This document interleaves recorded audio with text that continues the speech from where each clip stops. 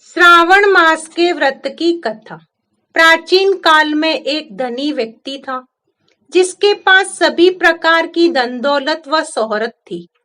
लेकिन दुर्भाग्य यह था कि उस व्यक्ति के कोई भी संतान नहीं थी। इस बात का दुख उसे हमेशा सताता था। लेकिन वह और उसकी पत्नी दोनों भगवान शिव के भक्त थे। दोनों ही भगवान शिव की आराधना में व्रत रखते थे। उनकी सच्ची भक्ति को देखकर माता पार्वती ने भगवान शिव से उन दोनों दंपत्ति की सूनी गोद भरने का आग्रह किया। परिणाम स्वरूप भगवान शिव के आशीर्वाद से उनके घर में पुत्र का जन्म हुआ। लेकिन बालक के जन्म के साथ ही एक आकाशवाणी हुई कि यह बालक अल्प आयु होगा। 12 साल की आयु में इस बालक की मृत्यु हो जाएगी। इस भविष्य कथन के साथ उस व्यक्ति को पुत्र प्राप्ति की अधिक खुशी नहीं थी। उसने उस बालक का नाम अमर रखा।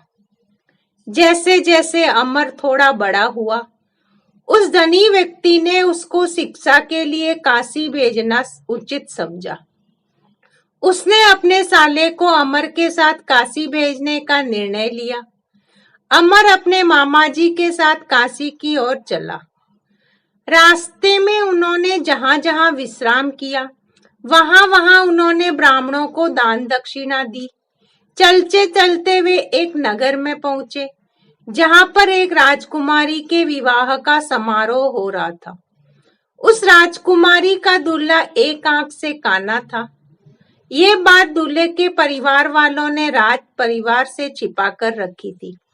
उन्हें इस बात का डर था कि ये बात अगर राजा को पता चली तो ये शादी नहीं होगी। इसलिए दूल्हे के घर वालों ने अमर के झूठ मूठ का दूल्हा बनाने का आग्रह किया। वह उनके आग्रह को मना नहीं कर सका। इस प्रकार उस राजकुमारी के साथ अमर की शादी हो गई। लेकिन वह उस राजकुमारी को धोखे में नहीं रखना चाहता था। इसलिए उसने राजकुमारी की चुनरी में इस घटनाक्रम की पूरी सच्चाई लिख दी। राजकुमारी ने जब अमर के उस संदेश को पढ़ा, तब उसने अमर को ही अपना पति माना और काशी से वापस लौटने तक उसका इंतजार करने लगा। अमर और उसके मामा वहां से काशी की ओर चल दिए। समय का पहिया आगे बढ़ा। उधर अमर हमेशा धार्मिक कार्यों में लगा रहता था। जब अमर ठीक 12 साल का हुआ, तब वह भगवान शिव मंदिर में भोले बाबा को बेलपत्र चढ़ा रहा था। उस समय वहां यमराज उसके प्राण लेने आ गए। लेकिन इससे पहले भगवान शिव ने अमर की भक्ति से प्रसन्न होकर उसे दीर्घायु का वरदान दिया। परिणाम स्वरूप यमराज को खाली हाथ लौटना पड़ा। बाद में अमर काशी से शिक्षा प्राप्त करके अपनी पत्नी राजकुमारी के साथ घर लौटा। हे भगवान शिव शंकर भोलेनाथ, जिस तरह उस बच्चे अमर को दीर्घायु प्रदान की, उसे मनवांछित पत्नी मिली, उसी प्रकार सभी की मनोकामना पूर्ण करे एवं श्रावण मास में इस कथा को जो भी पढ़े, उसकी सभी मनोकामनाएं पूर्ण हो।